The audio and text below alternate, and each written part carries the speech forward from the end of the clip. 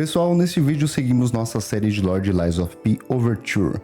O capítulo de hoje traz uma atmosfera tensa, cheia de segredos e revelações à espreita.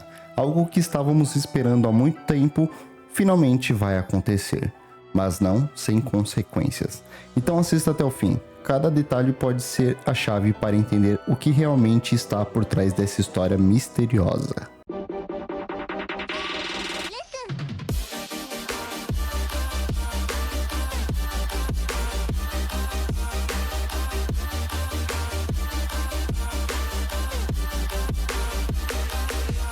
Se você é novo por aqui, seja muito bem-vindo ao canal Falz. Aqui falamos sobre notícias, vazamentos, dicas, teorias e novidades do mundo dos games. Então já se inscreve e ativa o sininho para não perder nada. O canal bateu a meta de 1000 inscritos, mas o desafio agora é chegar aos 5000 inscritos e continuar tentando fazer esse canal ser um dos maiores canais de games do Brasil. Agora, sem mais demora, bora pro vídeo. Iniciando o capítulo de onde paramos da última vez, percebemos que estamos em um porto, ou melhor, numa praia. O mar se estende diante de nós com embarcações destruídas ao redor. Finalmente, estamos nos aproximando da costa. Logo, encontramos um frasco vazio do remédio de Leia, o que indica que ela passou por ali. No rótulo, vemos um alerta. Doses altas do remédio podem causar efeitos prejudiciais. Encontramos o Stargazer da área e, ao ativá-lo, podemos falar com o Gemini. Ele diz que se ajudarmos Leia aqui, algo pode mudar no futuro. Embora ainda não saiba como, isso pode acontecer. Leia está lutando sozinha e ele não entende como poderíamos ajudá-la. Como vimos na cena do capítulo anterior, Leia passou por aqui. Isso fica evidente pela quantidade de alquimistas mortos ao longo do caminho, sinal claro de seu poder. Entramos em uma das embarcações destruídas e enfrentamos alquimistas bem diferentes dos que vimos no jogo base. Vasculhando o local, encontramos uma carta escrita às pressas com caligrafia torta. Nela, o remetente pede para uma mulher chamada Marion fugir com as crianças e não tentar procurar seus parentes. Ele ainda repudia Simon Manus, chamando-o de demônio. Seguimos explorando a área, e o céu está escuro e tudo ao redor está congelado, mas a paisagem é hipnotizante. A aurora boreal dança em tons verdes com toques rosas e estrelas ao fundo. Essa cena faz parte do conjunto de imagens vazadas antes do lançamento da DLC. Mas cuidado, um novo inimigo surge repentinamente na água e pode ser um baita susto. Ao entrar em outra embarcação destruída, encontramos um pergaminho intitulado Correspondência a Leinmar. O escritor celebra o recebimento da mensagem, mas está surpreso com um relato sobre Krat. Ele agradece pelos ensinamentos e aos irmãos e irmãs na verdade, bem como pelo remédio dourado que demonstrou eficácia contra a doença da pedra em quem não teve os pulmões afetados. Ele acredita que a doença pode ser erradicada nas cidades costeiras e finaliza dizendo que em breve enviará mais informações na esperança de um reencontro. Mais à frente, ativamos outro Stargazer e logo após entrar em um barco acidentado, somos surpreendidos por uma explosão. E quem aparece? Lumáquio. Algo nele já não me cheirava bem. Ele se diz surpreso por estarmos vivos e afirma que todos os esforços para nos eliminar foram em vão. Quando o confrontamos, ele responde friamente que faz tudo por si mesmo, satiriza a nossa surpresa e diz que, num mundo como esse, heroísmo e justiça são inúteis. Explica que precisa cumprir sua parte no plano de Simon Manus. Lumáquio continua seu discurso dizendo que aqueles que o servem não valem nada, que a nossa história é insignificante e que logo seremos descartados. Ainda tem a audácia de citar Veronique, dizendo que ela foi um estorvo que cavou fundo demais. E galera, esse cara aqui, ele é muito chato, ele me dá nos nervos, tá? Ele afirma que a espreitadora lendária e a líder dos varredores são os dois lados inoportunos da mesma moeda. O desgraçado lamenta que a sua armadilha não conseguiu conter ambas. Leia Florence escapou de sua trama. E quando falamos sobre uma solução pacífica, ele ri.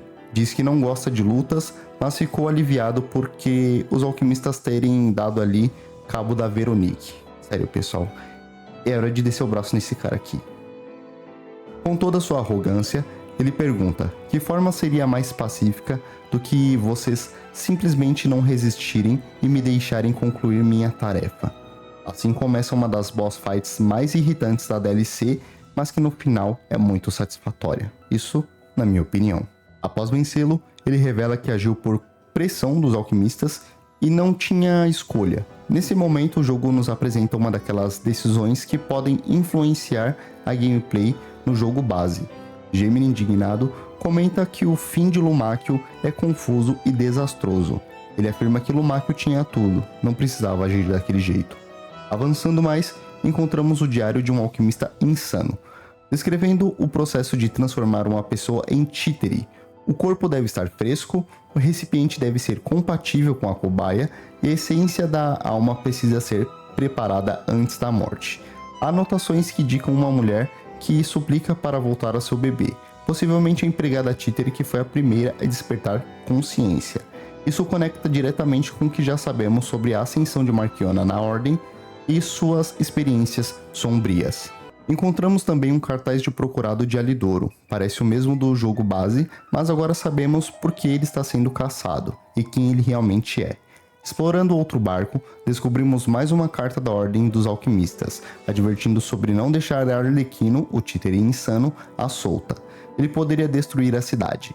Logo depois, encontramos uma mensagem escrita pelo próprio Arlequino e ele zomba dos alquimistas por tentarem afundá-lo no mar e fracassarem. Agradece por tê-lo trazido de volta à vida, agora com o corpo totalmente modificado. A carta foi escrita pouco antes dele ir ao zoológico sequestrar o Romeu. E sim, ele realmente era humano e foi transformado em títere após ser derrotado por Leia.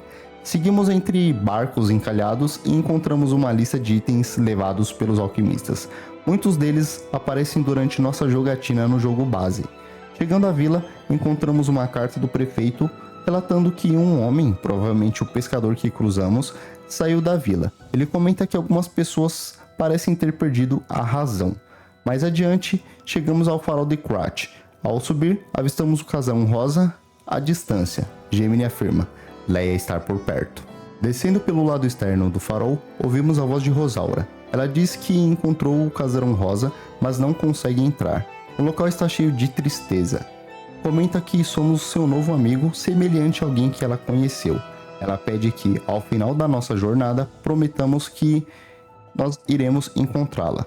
Como presente, nos entrega uma foto de uma árvore e mais um pedaço do desenho, que agora mostra uma menina ou mulher. Voltamos ao caminho principal e vemos pétalas de rosas espalhadas. Gemini confirma: Leia está próxima. Seguimos até a cabana e aí começa a parte mais aguardada da DLC. Finalmente encontramos a espreitadora lendária Leia Florence. Após uma cena um tanto quanto brusca, ela nos agradece por devolver o medalhão de Romeu, questiona como conseguimos encontrá-la e explicamos a ela e ela compreende.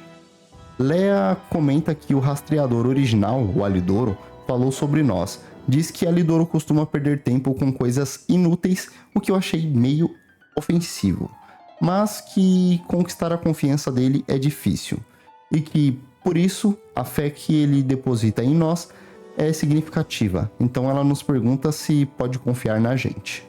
Ela admite que não somos inimigos. Se fôssemos, Alidoro não teria permitido que a alcançássemos. É só por estarmos vivos, isso já indica que ele acredita em nossas intenções. Quando comentamos que ele está preocupado com a Leia, ela responde que vai além da amizade, mas rapidamente completa dizendo que são camaradas. Desvia de assunto e deixa claro que está falando conosco por causa de Alidoro e que não devemos mais perguntar sobre isso. Ao mencionarmos a foto do medalhão, ela lamenta dizendo que é a última cópia e está danificada. A imagem mostra ela com seus 2 aprendizes e representa dias felizes perdidos. Ela confessa que foi dura com eles e que foi tolice não perceber o quão precioso era o tempo ao lado deles. Menciona uma tragédia, a morte de Carlo, e diz que não sabe lidar com o passado. Romeu, no entanto, guardou o medalhão para ela. Leia demonstra dor profunda ao dizer que não consegue lembrar dos tempos felizes sem sofrer. E ao falar sobre Romeu, ela afirma que o que já sabíamos. Tudo é parte de um plano de vingança de Arlequino. Ela revela que foi ela quem pôs fim ao reinado de terror do assassino quando ele era humano. Segundo ela, Arlequino era pura maldade. E ela fez de tudo para destruir o corpo dele, e talvez por isso ele tenha tanto ódio por ela. Nesse momento, Leia levanta uma dúvida. Ela ouviu dizer que o ego de um assassino desperta em seu ergo, e pergunta se um títere pode ser considerado humano só por causa disso. Ela ainda duvida que um títere possa sentir rancor como um ser humano, mas como Arlequino envolveu Romeu nessa história, ela não vai deixar isso passar. Ela revela que Romeu está no casarão rosa com Arlequino, e que não temos tempo a perder. Quando perguntamos se podemos ajudar, ela nos encara e pergunta se nosso desejo é genuíno, alertando que estaríamos arriscando nossa própria vida. Ela diz que gostaria de afirmar que não precisa de ajuda, mas Leia revela que venceu Arlequino da primeira vez por pouco, e que naquela época ela estava saudável. Agora, sem garantias de vitória e com Romeu em perigo, ela decide aceitar ali meio que relutante a nossa ajuda. Com uma frase épica ela diz: "Dei uma espreitadora para outro. Eu, Leia Florence, lhe peço ajuda." Como não se arrepiar com esse momento, pessoal, com essa frase, com essa cena? Meu coração chega e acelera. Ela nos informa que será necessário encontrar uma forma de entrar no casarão rosa, pois, apesar de não aparentar, suas defesas são formidáveis. Quando menciona que perdeu a chave, nós entregamos a ela. E ela ainda tira um sarro da gente, dizendo que somos como um corvo acumulando tudo que encontra pelo caminho. Depois disso, ela sai pela porta e nos pede para segui-la quando estivermos prontos. E é aqui que começa a nossa parceria com a espreitadora lendária, lutando lado a lado. Ainda na sala, encontramos uma mensagem gravada por Leia, que se trata de seu testamento para Romeu.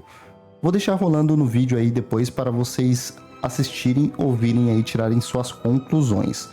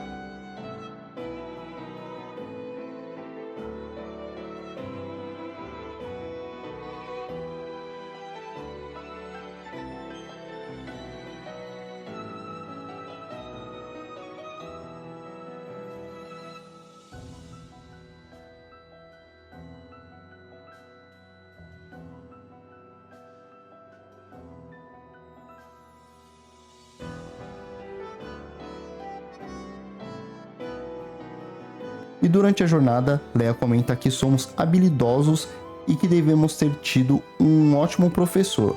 E mal sabe ela que ela mesma foi essa professora, quer dizer, não exatamente nossa, né? Mas do Carlo.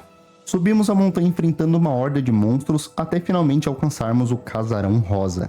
Lá, Leia pede um tempo e ela está passando mal e precisa descansar ali.